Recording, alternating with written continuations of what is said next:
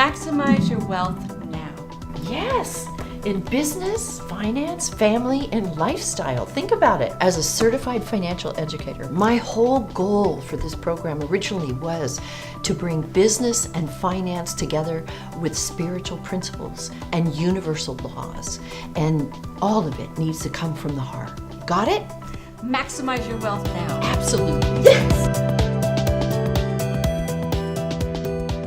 Welcome to Maximize Your Wealth Now. In business, finance, family, and lifestyle. I'm Shirlene Reeves. And I'm Barbara Wainwright. And we're so excited today because we have two awesome guests.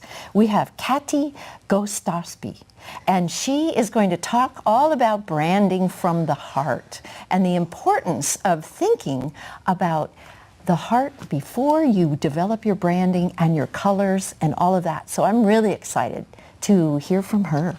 All right, and we have Jim Kazmarek, who's here to share about how to save your house from burning embers in the case of a fire. So let's get going. Yes.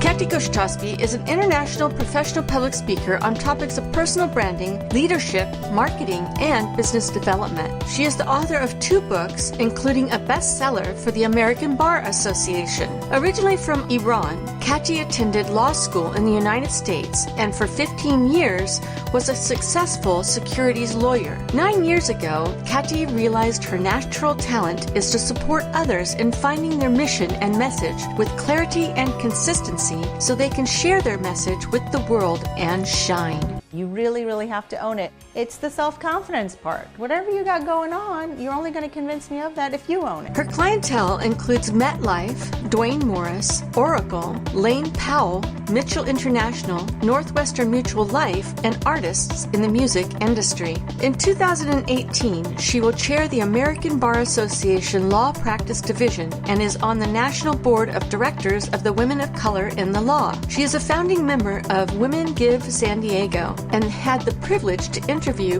Byron Katie. Her company is certified as a woman-owned entity for supplier diversity within organizations. You come from a background of branding your business from a heartfelt position, and I really love that. That's so important, and it's really a piece that so many businesses miss completely, especially the big corporations. Exactly. So truly what I see is that as individuals out in society, we allow others to define who we are and our values and let them determine that for us. And I'm always thinking of the person first and then their role and what they bring to their job and their title and their career. So my goal is to have people really reflect on what are my own values and what do I bring to the game, and am I worth it? Of course I'm worth it. And am I worthy? And am I good enough? And that transcends anything, and it goes back to the person. So once you master who you are and your values as a brand, then your business life falls into place, large corporations or small, as well as your individual life. That's a beautiful way to put it. So it must be difficult, I'm just thinking, it might be difficult for a whole corporation to master who are they. How does that work? Well, so the way I look at it is, so whether we're in a large corporation or a small corporation or a one-shop operation, it's always about the individuals. Okay. I think as society, we forget who we are and we lose sight of our values, like I said. And it's really important for me to instill in every person that they matter and they have a brand. And what happens then is we go in and we develop this brand culture based on values, on individual people's values. And oftentimes the people that run the corporations will tell me, the marketing departments will say, well, more power to you because we're not getting into the trenches with them, right? The employees. You jump right in. We're just standing here and monitoring to see if revenues are shifting and how much, and is attrition going down and learning agility going up. And so that's my job, to jump in the trenches with everyone. Oh, that's beautiful. I love that. So you're really giving a voice to everybody in the company so that they can feel good about where they're working and what they're doing and the message that they're delivering to the world. And I love that you said everybody is important, everybody counts, everybody needs to have a voice in that process. Absolutely. You know, it comes from my background. So as an immigrant, we came to this country thinking we were staying for 2 weeks, and we stayed a lifetime, and we brought 2 suitcases. Oh my gosh. And I went to law school because I always wanted to be of service, and then I decided I did that for 14 years. And I realized, though, that at some point I wasn't serving a purpose anymore. And I was just, lawyers have a great purpose in society, don't get me wrong. And I love all my legal friends, but for me it wasn't enough. And I noticed in corporate America, and I worked across the spectrum of corporate America, that we were just a number. And I really, my goal then became, when I left my career and started this career, to individualize that process for people so they had a sense of real ownership and belonging within the corporations, and so everyone flourishes as a result of that. Yeah, nice. And that Love really stops the attrition too, because I think one of the biggest problems corporations have is attrition. They pay to train people, they pay to get them into the field if they're doing sales or they're doing marketing, and then boom, they disappear because they're not happy with something that's going on in the company. Absolutely. So we see it so often that we'll get calls, generally from, say a law firm, and they'll say, the women lawyers are leaving. We don't know what to do. Wow. And we need a mentorship program. And I say, well, you don't really need a mentorship program, because I can't mentor you if I don't feel like I have a good sense of my own being and my own brand, as we call it.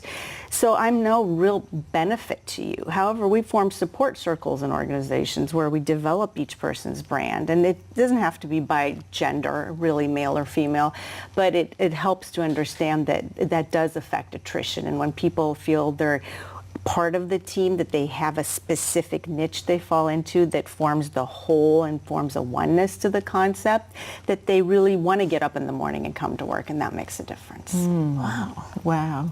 So do you have a story you'd love to share with us about a success that you worked with someone and they're so happy about it? So many stories. You know, when I first started this business, I would hold up my phone and my husband would be like, what's wrong? And I'm like, I made a difference in someone's life, and I would start crying. So there's so many stories. So there's really 3 big benefits that we provide as a result of working for us. One is we reduce people's stress and increase their self-confidence. Nice. I found through my formal research there's a direct inverse correlation between your stress and your self-confidence. So as your stress goes up, and it naturally does in corporate America, your self-confidence starts to drop proportionally, and then your brand doesn't resonate, meaning you don't emotionally resonate with your audience. And so what we do is we're always trying to reduce that stress. So one of my clients, for instance, she comes to us from academia, so a very large institution that we all know of. And she came and she was so focused on the substantive that she wasn't able to reconcile the rest of who she was. And her goal was to see what her next steps were, whether she should stay in academia or not. My goal was just to have her reflect on, well, why are you in academia, and what do you bring, and how do you lead this team to really inspire them and bring them to light. And then you can decide whether you should stay or go, but not until you're complete with that reduction of stress and increasing of self-confidence. And since then, she's been running full tilt ahead, and she's developed programs for her staff. And it's just amazing to sit back and watch what people can do when they're really empowered with that concept. And you know, so many times in our lives, we can support someone, but we don't get to see the benefit of the gift that we gave them. And I can tell that with what you do, you can see it fairly quickly because you help people grow into who they are. Absolutely. And that's really what I was missing so much of in corporate America as a lawyer. The benefit was I would make companies more wealthy, and I was a great securities lawyer, but there was a part of me that wasn't fulfilled in that sense. So now, for instance, one of the benefits we provide is we teach them, what is your natural talent? What is that passion you have that you wake up in the morning and that really gives you energy to get going? And as a result, it's the same energy that I have for when I wake up in the morning and I do this work and I see this shift in people, and I want everyone to have that same benefit for themselves, because then there is no such thing as work. It's just a natural progression and extension and the flow of who we are as people. And that's the beautiful part. And do you work with small businesses too? I mean, if you You do, yes? Absolutely. We work with small businesses because in my world, no one gets left behind, right? Everyone has a say in it. I love that. And that's very important. So we have different programs for different kinds of corporations or entities that we work with. But I guess I can't practice that part of what I teach. I always teach people, in marketing and branding to niche down. However, I have trouble saying no when somebody really wants to do this work because I always tell all my clients, you're so brave and I need you to be brave enough to be willing to look inward and reflect and then let us bring that out to market and share it with the world and develop that as a brand. And when they do that, how can you say no to someone who wants to be better and be a contribution? You just can't. Right. And do you work with people's branding colors also and their materials, their branding materials? So that's a corollary benefit. So people sometimes come to us and say, well, forget all this stuff. I just want to look good and sound good and I want lots of tchotchkes and I want my website to look great. Well, we don't even do website production. We do all the things that come before that, the hard stuff, frankly. So as a corollary of working with us, yes, you will have a sense of what your colors are. There's got to be a flow and a resonance between who you are and how the world sees you. Otherwise, I call it there's brand dissonance and it doesn't really resonate with your audience. So it's a natural progression, those things that come about as a result of working with us. Brand dissonance. That's a new word I hadn't heard before. There you go. Thank you for that. You're welcome. So do you have a story about a client where you did help them come from a difficult spot to really come and blossom out that you'd like to share? So the benefit that we provide in terms of natural talent, really figuring out how you're going to get up in the morning, what's your passion. Yes. I had a client come to me several years ago, over 4 years ago, and when he came to me, he dropped out of law school and he was working as a waiter. And I saw the potential in this person, and he had this vision of being a legendary sports agent. And I'm like, why are you serving pancakes then? And so we started down this road. He ended up going back to law school, finishing, runs a fantastic sports agency now. You wouldn't believe the kind of clients he gets and how he draws them in. And he's just got a plan and a strategy for hiring people, recruiting, and he's got a reason why the sports industry resonates with him. And he's gotten global and he's expanded into entertainment in general because we work with a lot of artists as well. And it's just watching this transition of this person that had so much potential, and that's what I'm talking about. Like, I see how people have this ability to shine and they just don't want to own it because they don't think they're interesting enough. And when you don't think anyone else cares, why would you want to share or self-promote yourself? Because you don't think anyone's going to listen. And so you don't engage from that place. And what about those people that are afraid to step up? Well, everyone is afraid to step up at some level. And that's why I say the first step in brand development is having courage and being fearless and truly saying, I want to choose to see things differently, and I will. And as a result, the fear just goes away because we put in an intentional process for you to really evolve and shine. And it really becomes a portion that I call one of the benefits is really about being able to let yourself shine and being able to self-promote in a healthy way where you attract the right people and environment to yourself. And that takes courage, but once you get the ball rolling, there's no stopping people because you're interesting, they're interested, and it's a connection value you have at that point. That's so beautiful. I love that. That's really brilliant. You really said that beautifully. Well, thank you. So do you have any final thoughts for us today? Well, my final thoughts would be that if I could leave a mark for everyone to know that they really do matter, and to wake up every morning feeling inspired and wanting to be of value and of a change agent, whatever that means to people, and going out there and choosing to do that for themselves, big or small, because I see so many people that come to us and they have so much potential and they don't choose to look at it that way, and I'm their biggest cheerleader. So find yourself a cheerleader and don't let anyone tell you no, because it's a process. Wonderful. Oh, I love that. Thank you. I love how you come from your heart, and thank you for spending time with us today. Thank you It's for really having been me. It's wonderful. been an honor.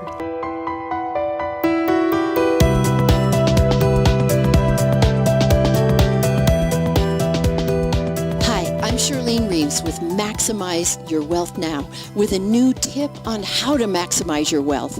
What if you could compel your clients rather than selling them so that they would work with you? Wouldn't that be so much easier? Wouldn't it be easier to have more income?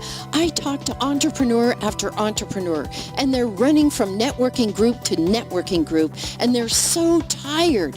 And the reason they're tired is because they're not making any money, and they don't know how to work with their perfect clients.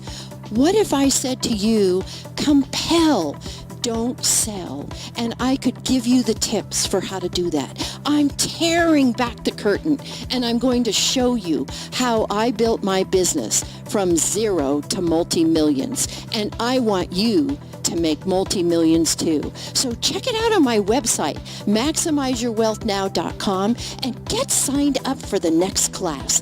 I promise you, I guarantee you, you won't be sorry.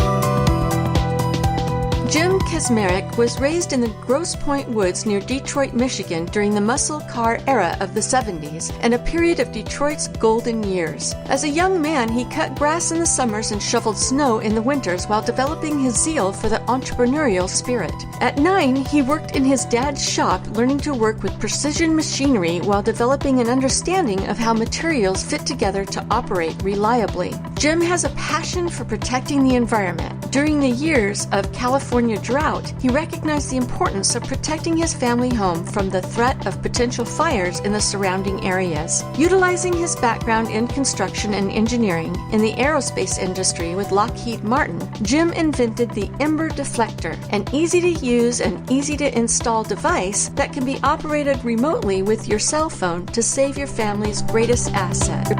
California has been going through a huge drought. It's really, really been a big problem. And there's so many fires all over the state. And I think one of the biggest fears is that we'll lose our houses because we feel totally unprotected. And I'd love it if you'd share with our viewers what it is that you see in this picture. Well, first, thank you for having me. It's such a privilege and an honor to be here, ladies, and being able to share some important information with folks that'll really help empower them. You know, when it comes to fire, fire has been our frenemy for so long. You know, back in the Stone Age days, it kept the saber-toothed tigers away, and it cooked our brontosaurus meat, and even today, you know, we sterilize our medical implements, and we use laser flame cutters to cut steel. It does all these wonderful things. But when there's fire on the landscape and there's 22 million trees of tree mortality, there's all this fuel out there, and so many people are familiar with this idea that, you know, fire is just so detrimental to the landscape.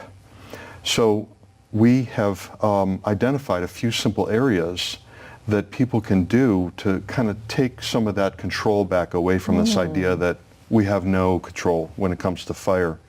People don't realize that it's not the big fire that burns so many homes down.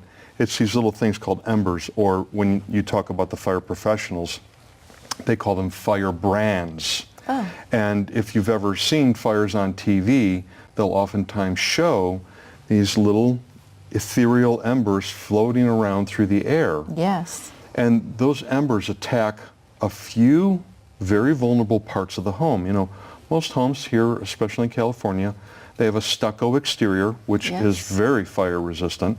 They have a Class A roof, which simply put means that it's resistant to fire. Okay. There are little holes that ventilate the attic space, or if you have a home that's built above ground with a crawl space underneath it, there are these vents that provide ventilation. I've seen them. So many people have, and they're like, well, what is that? They don't really realize what it is. Well, those are kind of the lungs for the home. They provide this ventilation, allow the home to breathe. They're also the primary point of entry for embers, fire, smoke, high velocity wind and rain. Wow. So we at our company, we try to deal with things at a root cause level and come up with solutions rather than a Band-Aid approach. Let's get at the root cause of this. And protecting these holes are the solution for this.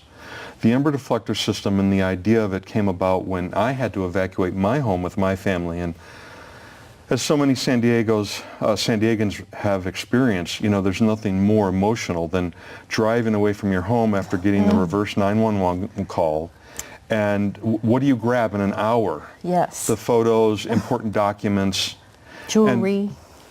Sure, jewelry, sure. Well, that wasn't me. I was getting my And the tools. My kids. wife was getting the jewelry. Oh, kids too. And pets, of course. Pets, yes, okay, pets.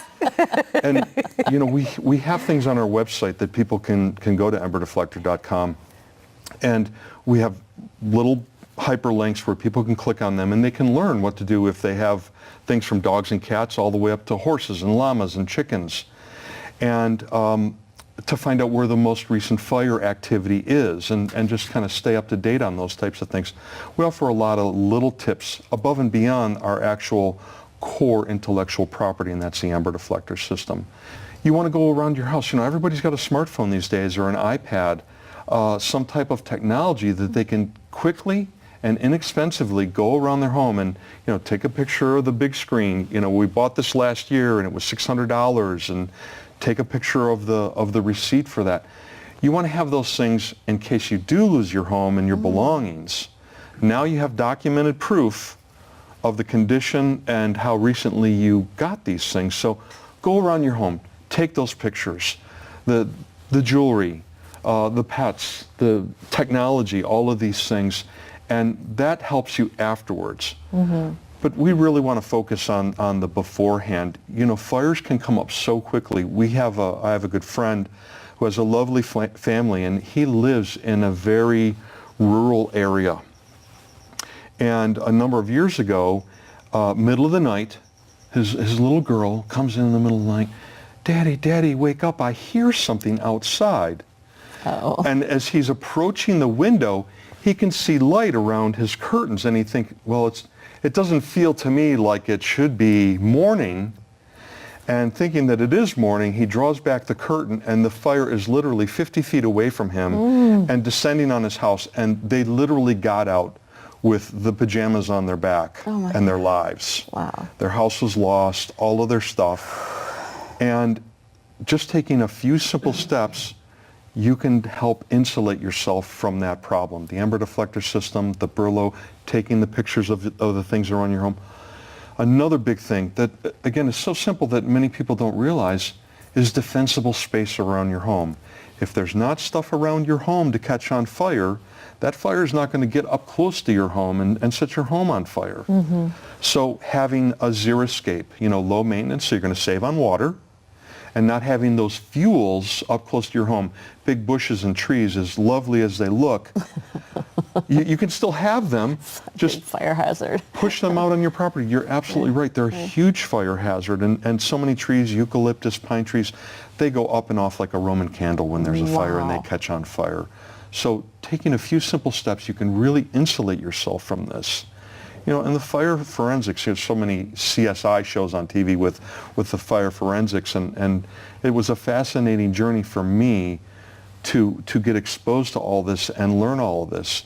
And they say, you know, if you just take a few simple steps, you can really protect yourself, because fire is an opportunistic event. And it's such a transitional event as well, that if you can protect your home for those couple of minutes where fire's moving by or it's being bombarded with embers, you and your family and your belongings are going to survive the fire. So how did you get into this business? Was it because you had that experience of having to leave your home from a fire? Or? Yeah, that was part of it, but my background is in construction and engineering. I've worked in the aerospace industry. I've been a contractor. I've done all these things, and that was really kind of the culmination of having to evacuate my home. I thought, well, I'll just go over to Home Depot and get something to put on my vents to protect my home. And it turns out that there weren't any really good products out there to protect my home from the impact of fire. So- Tell us what you do. I can't wait for It's this. a really simple thing. And, you know, when you walk up to the home, there's the wall, and then there's the overhang of the roof. And that zone up there is called the eaves of the Yes. home. And I know this will be a painful recollection for some people.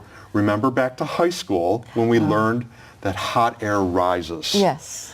And when the municipal engineers were looking at ways to provide ventilation for attic space, they wanted to find a freebie. Well, hot air rising would be great. Let's put some holes down low and some holes up high. The hot air will rise out of the higher holes, and fresh, cool air will get sucked into the cool air will get sucked into these lower holes. Right. So sometimes the holes are round like this. Sometimes they're a big rectangular Yeah. cutout. Right. And so this is an example of the round holes. And our device, which we have recently automated, we don't just have the manual system anymore. Now you can close it from your smartphone. Oh my gosh. If you're at work and you can't get home, you can just log on to the app and close them from home. And it just closes the doors across these holes. So simple. It really is, and that's why I thought there was something out there, and I would just go and buy it. And using, you know, my machining skills and my creative skills, I was able to come up with this. Now, this is a stainless steel frame, very tough material, very fire resistant. And you can't permanently block these holes. You want to be able to have that ventilation. Since it's the lungs, you kill your house, Yeah, right? you don't want to close your lungs off. And then once the destructive forces have moved on, then you just actuate the system and open the doors back up. Amazing. Very, very simple That's stuff. amazing. And then just a slightly bigger configuration for some of the other holes that are up higher on the house. So you do it at the high ones and the low ones. Exactly. Yes. And then none of those embers that are flying around can get into the house. So then the houses around you will go down, but yours won't. So, okay, so that brings up a Yes. question. Nice. That brings up a question. So the embers are what actually cause the fires within the house, but Correct. if they hit stucco, nothing's going to happen with an ember, Correct. right? But when they go into the house and they sweep in and they're still red hot, Exactly. that's when they hit things that are flammable, I guess. Sure. Well, look at what we do for storage space in our homes. We look to our attic and we put our decorations up there. We put our photos up there. Even the structures of the house, the wooden trusses that support the roof and the ceilings inside of the house, because they've been up there for so long, they are just bone dry. And they're quick tinder. When a little ember lands on them, and typically that ember will land just inside of these holes, and you've got all this fresh air that's jetting into the holes, and what's it doing? It's blowing. It's making the, it's getting the And flames. The ember will Yeah. spontaneously combust, and the timbers will go up in flames. And the firemen, they could be parked in front of your house when smoke starts coming out of these vents. By the time they deploy their hoses and hook them up to the hydrant, that home will be totally engulfed. Fire moves so rapidly, and once the trusses start to burn, they collapse into the living space. Now all of your furniture goes up in toast, flames, yeah. and it happens so quickly. They don't even stop. They just keep on driving. They look for other homes that they can set up a perimeter, and it's all about containment when you talk about Yeah, fires. they talk about that on the news too, containment. It's contained or it's not contained, or Sure. it's 90% contained. You know, Sure. that's all you hear about. It's a measure of success against the fire, and it's such a fast-moving enemy. And what we're looking at with the Ember deflector system is the ability for people, rather than having to vacate their homes, to actually do what they call shelter in place. Ooh, okay. You know, rather than having to go find a hotel or go over to Arizona or do something, or just sit on the freeway waiting for the fire department to do something.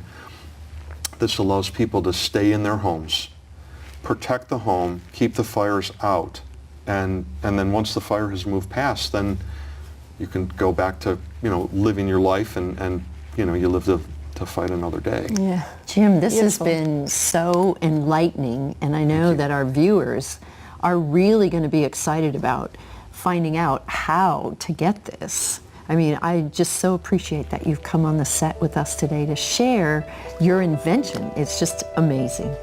It was a wonderful opportunity. I appreciate the the ability to share these simple solutions that people can do to take some of that control back in their lives when they're faced with these destructive forces. Thank you, ladies. Thank you.